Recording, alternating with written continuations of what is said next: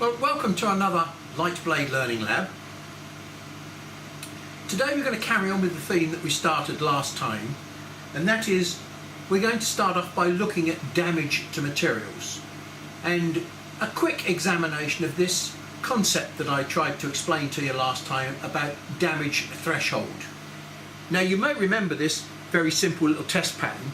We used this when we're developing speeds for engraving onto wood and card or organic materials. Now we're going to use this same pattern again today because at 254 pixels per inch it gives us a 0.1 dot and a 0.1 space along the bottom here, and it gives us an opportunity to work out just what size dots we're getting. Now with paper and card we found that we couldn't get much better than about 0.15 dot size. And the dot size was the thing that basically limited us to the speed and the resolution of picture that we could work with. I've got some red paper here. I'm going to use this as a starting point. So the first thing we need to do is to set the focus to the correct height. 5, 6, 7. There we go. So we're going to run this at 13% max and min power, because 13% as in that pre-ionization zone before the tube gets fully powered up. Now that gives us very high frequency, very high power pulses, and we can do quite a lot of damage at this low power. We're running this at 250 millimeters a second, but the dots are showing that because they are tending to run into each other. They're not very clear. They're probably nearly 0.2 sausages by 0.1, 0.15 maybe. Now the problem is, if I slow it down to make the sausages correct, I shall probably start burning a hole through the paper. Can I reduce the power a little bit more? Well, we'll try. I could probably take it down as low as maybe 9% for this machine. Hardly any marks.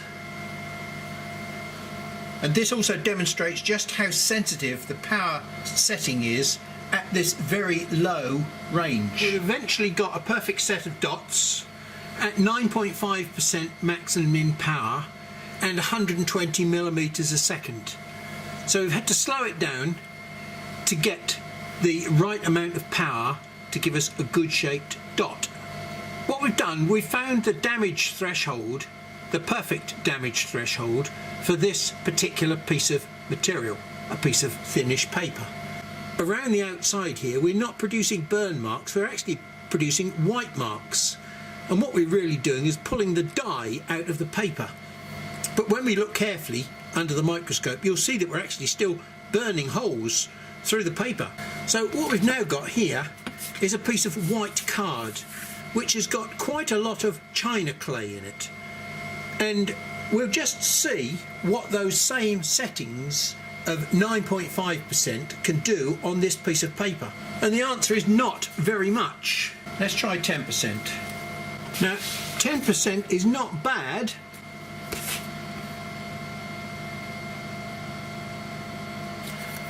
Okay, so now here we have a piece of black perspex, and I'll have to just set the focus up again, and we're using black perspex because it will show up the marks a little bit better. So we'll run the 10.5% at 120 millimeters a second and see what damage we can do. Oh yeah, we can do something. We shall see that under the microscope. So that's the same damage threshold as white card. Two completely different materials with the same damage threshold. Now would you have believed that? This rather stringent dot test that I use will tell us the sort of speeds and feeds that we can use for doing dot pictures. Now with some of those materials it may well be that we can run at a slightly faster speed, but the problem is we're running at a slow speed to get perfect dots, but we're not getting a very good colour, we're not getting a very good burn. If we put the power up we shall make the dots bigger, and what we shall be doing, if you remember back to our last session, the brown halo round the hole is the thing that we shall be seeing as our dot, not the actual dot, the powerful dot itself. So that's why there isn't too much control over the dot size as we increase the power. We've got to deal with another problem of somehow decreasing the power so that we don't burn a hole, but we do produce a brown mark. So it all comes back to this thing about energy density and time that we talked about last time. Remember when we were burning the wood in an unfocused beam, how it took a long time to burn, but we were able to put a mark on the surface of the wood with very low unfocused power. But once we took it to the other side of the lens, all of a sudden that same power was able to just burst through. So you've got to keep those facts in mind: power, density, and the time that you allow the high density mark to sit in one's place. Or you decrease the density of that mark. And that's something we shall have to play with in a future session. The next thing that I want to look at, it's the main part of today's session, is anodized aluminium. I suspect that some of you guys won't really understand what anodized aluminium is. You'll have heard of it and you will recognize it when you see it, because understanding about anodized aluminium is going to help you understand how and why we damage it. Okay, now what I've got here is a piece of ordinary aluminium. This is a piece of aluminium extruded bar, and as you can see the surface finish on it is not particularly good. It's raw aluminium, and on the other side I've polished it. Now if I put that in front of the laser beam, I should get about 98% of the beam bouncing back at me. It will act just like a mirror. Polishing the surface has a small effect, and it may well increase the reflectivity by 1%, up to 99%. Now that sounds a really strange property, because aluminium is a very good transmitter of heat. What we've got to remember is, and I keep reinforcing this, the laser beam itself is not hot. It's only when the laser beam stimulates the atoms in this surface that we get an energy transfer. If we get reflection off the surface, there is no heating effect. But that's why we wouldn't want to use naked aluminium for any of the parts inside this machine. My other machine over there, for example, came to me with an aluminium bed. The first thing I did was to cover it with a piece of mild steel, which has only got a 60% reflectivity, and as it reflects, it causes the rays to diverge and the energy density gets dissipated. Anodizing is a process that you can put onto this material. You dip this into a bath with some chemicals and some electrical contacts, and it will convert the surface of this material into a non-metallic oxide. If you could imagine sprinkling salt on the surface, granular, well, that's what this surface gets converted into. It's not loose salt that you can shake off, obviously, but it's a granular surface that this metal gets converted to by a chemical reaction. Bear in mind, this granular structure that's on the surface is non-metallic. It is no longer aluminium, it's an aluminium oxide. Now, what is aluminium oxide? Well, you can see aluminium oxide in sandpaper or emery paper or things like that. It's a very, very hard material. It's used for grinding wheels in industry. So the surface of this material has now been converted into a very hard material, but it's got an open pore structure. They dip this product into a sealant, which seals off all the pores and stops the outside atmosphere and anything else from going through the pores and attacking the raw aluminium that's still underneath. Okay, now that's a two-stage anodizing process. You can go for a three-stage anodizing process. And that's what this piece of material has been through. After the first stage of oxidation on the surface, instead of dipping it into a clear sealant, what they've done is they've dropped this into a bath of dye. You can get all sorts of coloured anodized aluminium, but it's only the dye that they do for the second operation that's giving the anodized aluminium its colour. And then after the dye has gone into the surface and sat between all the granules, they then put the sealing coat on top. So now we've got a coloured anodized aluminium product. We're not going to burn through the very hard oxide coating. We're just going to put enough heat into it to evaporate the dye that's in the product. So this is yet another damage mechanism. We're not attempting to damage the material. We want just enough energy to evaporate the dye. So this might be quite a delicate balancing operation to get the dye out without damaging the material. Now, until I had these little sample squares made so that I could do some demonstrations for you guys, the only product that I had that was anodized was a piece of channel section, and this has got gold anodize on it. But this has been industrially produced in bulk, and I suggest that probably this is a very, very thin anodizing process that's taken place in here, whereas this has been done by a small plating company where they specialise in high quality plating rather than, let's call it, high volume industrial plating. We will test this and see whether this performs differently to this. Okay, so here we've got our piece of black acrylic. We were in the pre-ionisation region and we were able to damage this at 10.5% power. 10.5% power is down at probably something like about 3 or 4 watts coming out onto the job. So it was a very small amount of power, but running at slow speed that we were able to damage this. So it's the apportionment of power over time that gives us damage to a product. And we're going to start off with those same numbers on this piece of gold anodizing and see what sort of results we get. Well, it's interesting, we've got some damage.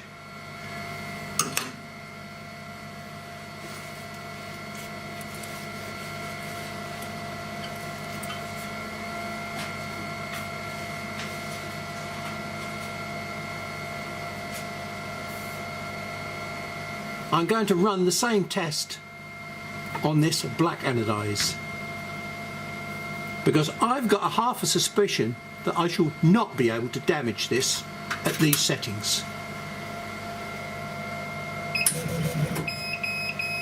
Well, my half a suspicion is wrong. It's actually done quite a nice job. So that's at 10.5%, 120 millimeters a second. They are really very clean little dots. In fact, I would say the gold anodizing needs more power to burn through. Okay, so now I'm going to run 120 millimeters a second at 13%. It's the upper of those two sets. They don't look any different just because we've increased the power. We've more than doubled the power. We also run a test on the gold anodizing at 120 millimeters a second and 13% power. Well, they're also now beginning to look very nice. Between these two products, there's something in common. The white background. We're just drawing the dye out of the material and we're leaving the white oxidized surface behind. That's the key to this process. So we're down at very, very low powers at the moment. I'm just going to carry on with the black one because it's the black one that I want to demonstrate. We'll just set this to 7 millimeters, 8, 7, click, done. I'm sorry I don't use the autofocus on this machine because it is so much quicker to set it by hand. Now I'm going to try something really silly, and that is we're going to double the speed. So we found the threshold where it looked very, very good, and we found that at 13%. And 13% is about as high as this machine works in its pre-ionization mode. It's high frequency pulsing, and that's why we're getting, I think, quite good resolution on these dots. Right, we've now gone at 250 millimeters a second. Same power, 13%.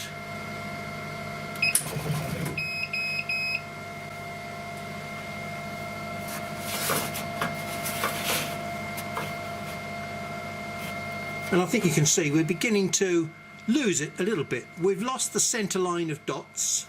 The dots are actually still quite nice dots, but they're not as dark as they were in this one, because we're not allowing quite enough time for the dots to form properly. At 250 millimeters a second, we've doubled the speed. We've basically allowed half the amount of time. At 13%, we're running at about 12 watts. So after we take, let's just say we take 20% off, we're down to probably about 9 or 10 watts here. So let's double that up to 18 or 20 watts, which means we need maybe 30 watts coming out of the tube. So we need to go up to about 22 or 23% power. In other words, what we're doing, we've halved the amount of time, which means we've halved the amount of power that we're putting into every dot. So if we double the power, we should be back to where we were here. And there we go, we've gone from that to that, and now we've doubled the power, but also doubled the speed. We're back to this, and maybe a little bit better. Those dots there look as though they may well have merged. We've got a lovely row of dots along the centre, and yes, what we've got here now, we've got dots that are more or less touching, so they're sausages. They're little oval shape pieces which are just about touching, so they're about 0.15 or 0.12 wide and almost maybe 0.19 long, but we are running at 250 millimeters a second. As well as trying to demonstrate what the damage threshold for materials is, because this is a very special type of engraving material, what the limits are that we can go to. We can certainly go to 250 millimeters a second and probably get a reasonable picture. This is a resolution of 250 pixels per inch as well, 254 to be exact. So we're already able to go probably 2 times faster with twice the resolution than we could do with wood or with card. I have heard that you can actually run at 1000 pixels per inch and get good quality pictures. Now that's quite a long way to go at the moment, 1000 pixels per inch. I've developed 1000 pixels per inch pattern here that we can run to see whether we can succeed in getting any sort of results for 1000 pixels per inch, because that would be some mighty resolution. If we could, we'd be able to produce almost perfect photographic representations on black anodized surfaces, because the surface is black and the background is white. Whereas when we do it with paper, we've got brown, various types of brown. Whereas here we've only got 2 colours. We know we've only got 2 colours to start with, black and white. We're going to run this 1000 pixels per inch test at the ideal speed that we found when we were running the 250 pixel test, i.e. 13% power and 120 millimeters a second. So we'll use that as our starting point. I'm actually staggered to say that we do look as though we've got individual pixels running along there, but whether there is I think it's 100 pixels that I had along there. We'll have to count them underneath the microscope, because I certainly can't do it with my little eyeglass here. Let's change the speed to 240 and let's double the power up to 23%.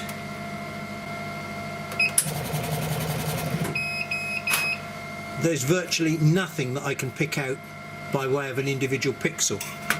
That probably is because we are now running the power in solid beam mode, i.e. the beam is on all the time and it takes a finite amount of time for the beam to die off and come back on again. Whereas when we were doing this at 13%, the beam was switching on and off incredibly quickly, and it was probably punching these. If I got it synchronized correctly, it would be punching these at the same speed as the dots were passing by. What I'm going to do now is something which would not normally be done for photo engraving. Now I'm going to go into RDWorks, which is connected up to the machine. I'm going to press the read button across the bottom there and make sure that I'm reading into this table here what's actually in the machine. So I've got the machine settings here now available to me on this screen. I'm now going to look down these settings, and somewhere I should find a scanning mode, and there it is there, look, scan mode, common mode, and this strange word underneath for cooler size, 50 to 99%. Change from common mode, and I get a choice here. I get this thing called special mode. I'm going to set the Facula size to 50%, and I'll explain what I'm doing shortly. An engraving factor 100. So now I've got to write that information back to the machine, which I've now done. So now I've set the machine up into something called special mode, and let's go and see what effect it has on my results. Now I've not changed anything with the settings, and previously we had 23% power, 230 millimeters a second, and we were producing a solid block. Let's see what happens now. We've got lots of individual dots there, but I'm not so sure we've got as many dots. So what we can do, we can push the power up a little bit. Let's go from 23% to 50%. Special mode. Well, I would say we have not got individual pixels anymore. We've got something which are sort of pixely. You can see that there are blobs that are joining together. So, you know, it may well work. We're currently at 230 millimeters a second and 50% power. Now that is quite phenomenal. Let's be silly, shall we, and drive it up to 400 millimeters a second and see what we get. Now we're being really silly. 400 millimeters a second and 70% power. Now we're nearly back to seeing individual pixels there. Not quite, but hey, we've got the machine running flat out. Okay, we're going to run that test again, and I want you to look what's happening to the ammeter.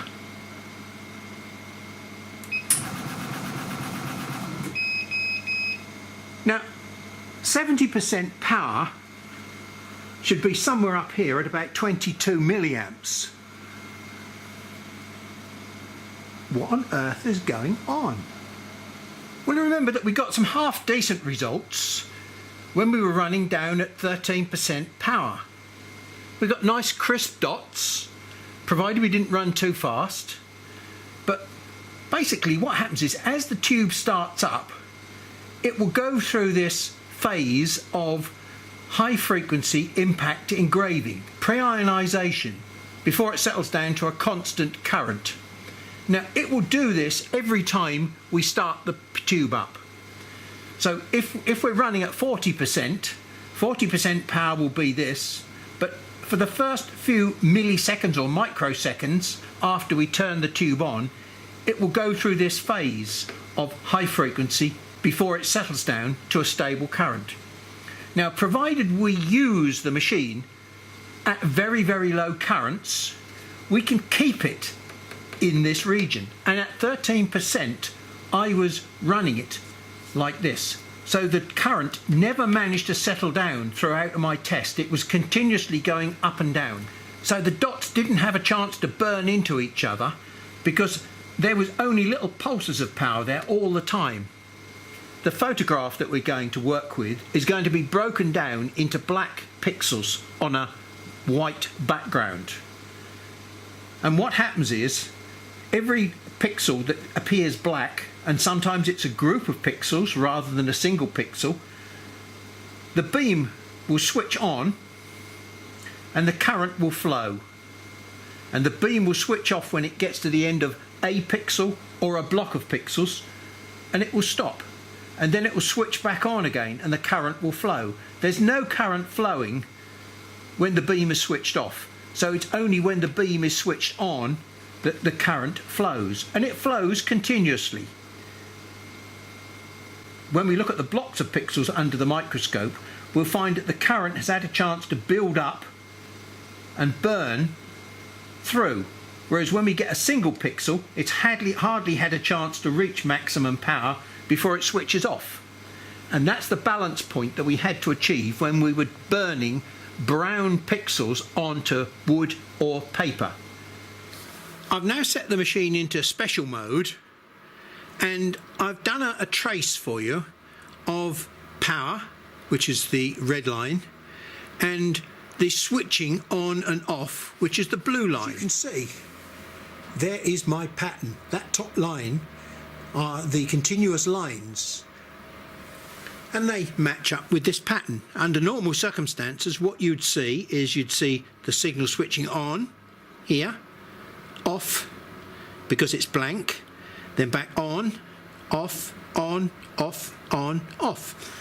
But with special mode, it's broken up into 20,000 Hertz signals. I've set the Fakula to 50%, so that means the signal is only on for 50% of the time. So I've divided the power effectively by 2. But in reality, it's a lot less than that, because I don't think the actual physics of the machine through the power supply can respond that quickly. But that's what the machine is trying to do. It's trying to break these continuous signals into smaller pieces. These are single dots. Sometimes we've got signals which break up. The dot is on long enough to produce like 2 or 3 little signals, and then at other times there's not enough for it to only do 1 pulse, 2 pulses, 1.5, 1, 2, 1, 3. You know, we're getting a strange pattern along here, an aliasing pattern basically, where the pulsing does not coincide with the pixels. We're likely to get varying colours on these pixels because we haven't got exactly the same signal on each one. Now, I haven't got the single dots to match up because I've expanded the scale so that you can basically see what's happening. Look, we've got a dot, a dot, a dot, a dot and a bit. That dot is broken into 2, that dot is broken into 2, a dot, something funny going on there. You know, we've got some randomness taking place along here. So we've got, again, inconsistency in the power signal for single dots. Now, if I need more colour in my dots, I can't increase the power. I've got to decrease the speed to increase the time per dot. By decreasing the speed, we shall allow more power per unit of time to burn our dots. I hope I'm getting the message over to you about this relationship between power and time. Instantaneous amount of energy in a spot to do damage. I've already done quite a lot of experimental work on my other machine over there. If you want to go to my RDWorks Learning Lab YouTube channel, you'll find information, detailed information about the experimentation that I went through. But I've had to go through a similar test procedure on this machine to make sure that this machine is going to perform the same as my other machine over there. In fact, it looks as though this machine may well perform better than the other machine over there. That's 400 pixels per inch, 240 speed, 50/50 power. This one is 600 pixels per inch, 240 speed, 50/50 power. and this one is 1000 pixels per inch. It was still done at 240 millimeters a second, but it was 40% power. Now, however you look at that, that's pretty damned amazing. So in the next session, I plan to go through the preparation of a photograph to produce 1000 ppi image. That's not this one, but it'll be a different image. And we'll test out how well it works on this machine. Now that we've got a set of test parameters which promise to give us 1000 pixels per inch,